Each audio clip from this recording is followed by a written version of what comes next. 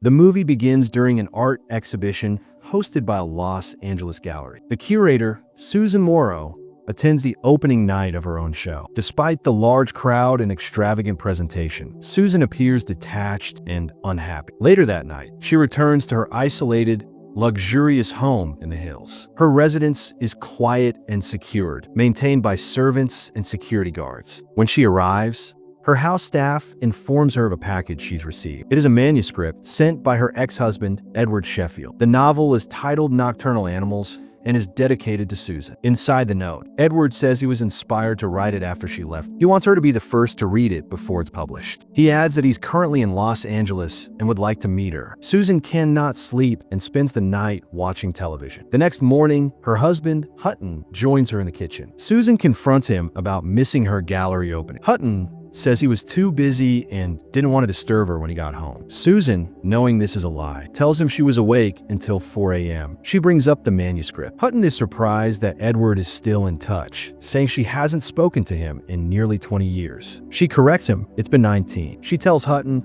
that Edward hung up on her the last time she called. Hutton admits he didn't even know Edward was a writer. Susan says Edward was already writing when she met Hutton. Hutton tells her he needs to return to New York again for work. Their conversation reveals the tension in their marriage. Susan is aware of his dishonesty and questions his motives. She then chooses to spend the weekend alone, implying she will use the time to read Edward's novel. That evening, Susan and Hutton attend a party at a friend's house. Susan is approached by Alessia, a glamorous woman who engages in superficial conversation. When Susan shares that her ex-husband sent her a manuscript, Alessia admits she didn't know Susan had been married before. Susan confesses she feels unhappy despite her wealth and success. Alessia says she found happiness by marrying a gay man, someone who will always love her and never betray her. Later that weekend, Hutton departs. Susan begins reading Nocturnal Animals. The novel opens with a man named Tony Hastings preparing for a road trip. He loads his car with luggage as he sets off with his wife, Laura,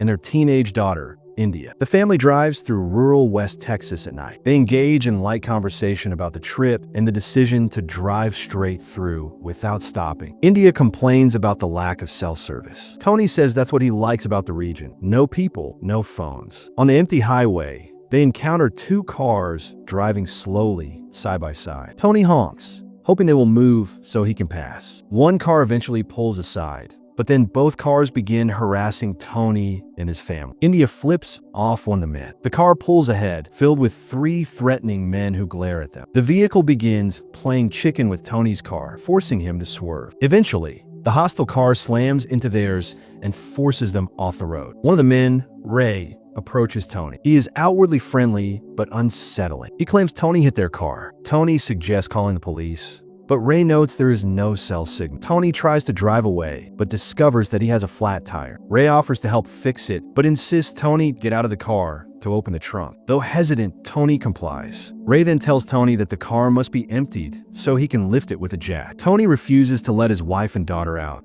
but Ray insists. A police cruiser passes in the distance, and the family tries to get its attention, but it drives away without stop. Tony's wife and daughter are pulled from the car by the other two men. They are harassed while Tony watches helplessly. Ray distracts Tony, speaking in a calm but sinister tone. After the tire is changed, Tony tells his family to get back into the car. But before he can act, Ray and another man jump inside the vehicle and drive off with Laura and India inside. Tony is left standing by the road with the third man. Lulu instructs Tony to drive the other car and follow him. Desperate and confused, Tony complies, hoping to find his family. They drive until reaching a dirt road leading to a deserted area. Tony sees his own car parked beside an abandoned trailer, but no one is around. Lou tells him to keep going. Tony begins to argue, but Lou threatens him. He then tells Tony to get out. Lou drives away, leaving Tony alone in the dark. Tony wanders until he finds a farmhouse. He asks the owner to use their phone. Back in the present, Susan is visibly disturbed by what she's read. She sets the book aside and calls Hutton in New York. As he answers, he's seen walking with a young woman, clearly not alone. Hutton tells Susan he's in a different hotel room than usual, claiming their usual room wasn't available. When the elevator arrives,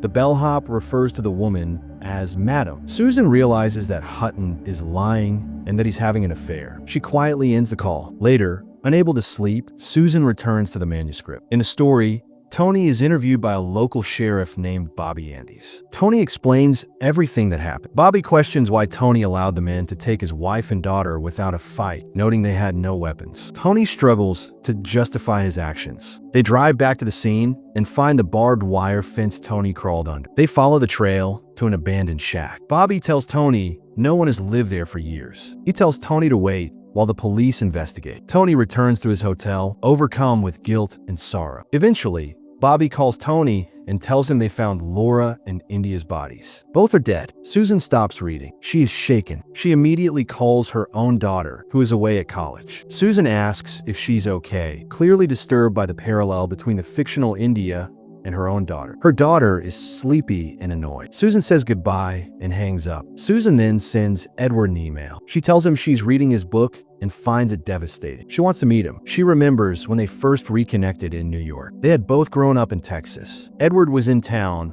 for a scholarship interview. Susan had finished Yale and was now in graduate school. She asked if he knew anyone in the city. He said no. She asked him out to dinner. Back in the novel, Tony receives another call from Bob. The sheriff shares disturbing updates. Laura died from blunt force trauma to the head, likely from a hammer. Her death was quick. India, however, was suffocated after enduring more. Both were sexually assaulted. Bobby sends Tony a photo of a suspect identified through fingerprints, Ray Marcus. Tony studies the image, but doesn't confirm recognition. Still, Bobby believes Ray is the leader of the group responsible for the crime. Susan, affected by what she's reading, has another flashback. She's in New York, having dinner with Edward during their early days of dating. He admits he always liked her and only spent time with her brother to be around her. Susan reveals her brother had a crush on Edward. Instead of reacting with shock, Edward expresses guilt that he never stayed in touch. Susan is impressed by his empathy and tells him her family isn't as accepting. They disowned her brother after he came out. She talks about how different she is from her mother, cold,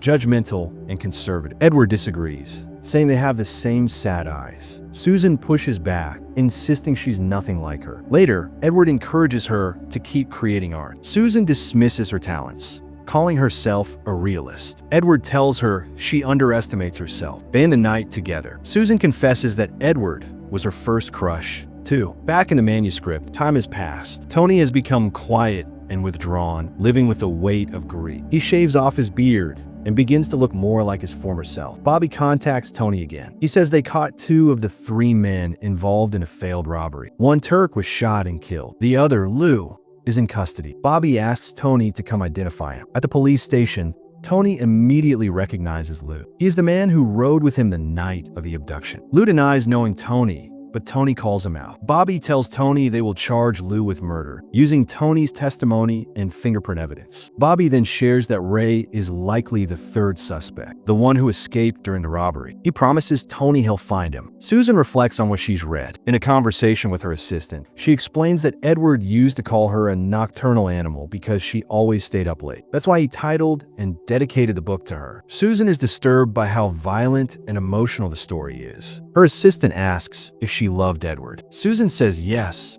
but she didn't believe in him. She admits to doing something terrible to him. At a board meeting in her gallery, Susan argues against firing a new employee. Her colleagues point out that she was the one who previously wanted to replace the staff. Susan says people deserve chances and guidance, not rejection. Her change in stance suggests personal regret. In a flashback, Susan reads an early draft of Edward's writing. She's critical, saying it's too personal and lacks excitement. Edward is upset. He says he poured his heart into the work and hoped she would support him. Susan argues that writing novels isn't realistic and he needs a stable job. Edward accuses her of becoming like her mother. Shortly after, Susan meets Hutton at school. It is clear this is the beginning of their relationship. Back in the novel, Bobby tells Tony that Ray has been found. They drive out to a rural area where Ray has been staying. Bobby notes that Ray has no criminal record and his fingerprints weren't found at the scene. Tony insists he is still the man responsible. They confront Ray, who is outside using the bathroom. Ray doesn't resist and comes with them willingly. During the drive, Bobby questions him casually. Ray denies recognizing Tony, who now sits behind the wheel of the car. Bobby hints that they're bending the rules by not properly reading Ray's rights. They reach the trailer, the same place where the crimes occurred. Inside, Ray continues to deny everything. Tony stares at him in silence. Bobby warns Ray that Lou has already given them information. Ray becomes defensive and argues with Tony, claiming he doesn't know him. Tony loses control and punches Ray in the face. Bobby steps in to stop the situation from escalating. Susan recalls a memory of her mother in Texas. During a heated conversation, her mother advises her not to marry Edward. She claims Edward is beneath Susan and will never amount to anything. Susan defends him, saying she loves him for who he is. But her mother insists that Susan will eventually regret the marriage. In another memory, Susan and Edward are arguing. She tells him his writing isn't good enough and he needs to be practical. Edward feels betrayed and says she sounds like her mother. Their relationship starts to unravel. In the present, Susan is alone in her house. She opens the manuscript again. In the story,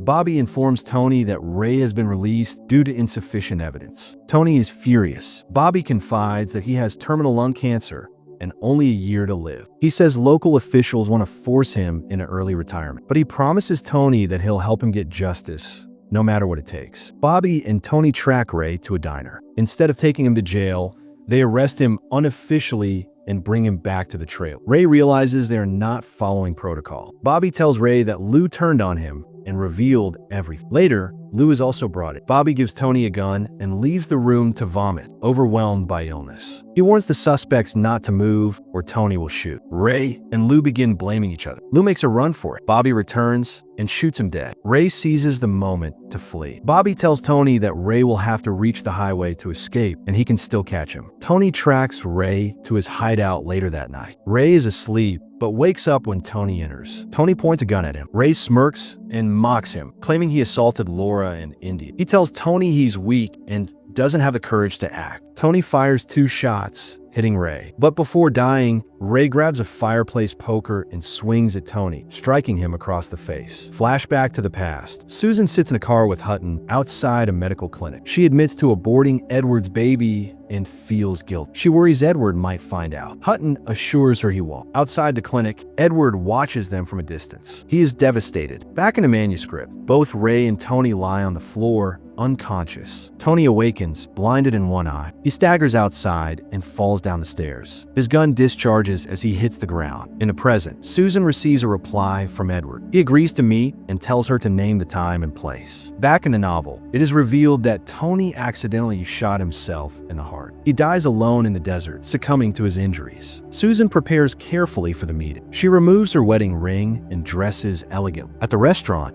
she sits and waits. Time passes. Edward never shows up. Susan waits in silence. Then she realizes the truth. He's not coming. Susan sits alone at the upscale restaurant. Her table is elegantly set, and she is dressed in formal evening wear. The other diners come and go, but Edward never arrives. Time passes. She looks around, scans the room again, then down at her phone. Still, no message, no update, nothing. She slowly begins to accept the reality. Edward has deliberately chosen not to come. Susan's expression shifts. What began as anticipation turns into realization, then resignation. She stares blankly ahead, silently taking in the moment. The background noise of the restaurant fades into nothing. No longer angry or surprised, Susan looks down at the table. Her eyes reflect a quiet understanding. The emotions are complex but composed. There is no outburst, no drum, only silence. In this moment, it becomes clear Edward's novel was more than fiction. It was a symbolic act of closure, a final message from a man who had once been dismissed, abandoned, and betrayed. By dedicating a powerful,